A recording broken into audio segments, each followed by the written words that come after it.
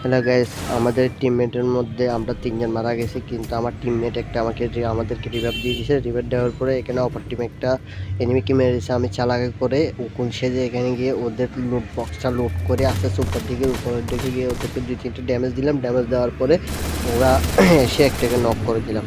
উপরে আসার সাথে সাথে একটাকে নক করে, কিন্তু আরও আছে পিছনে। ওরও কি চালাক এনিমি, ওকে আমি ড্যামেজ দিলাম। ড্যামেজ দেওয়ার মারামারি কাটাকাটি করার তো ও নক হয়ে গেল।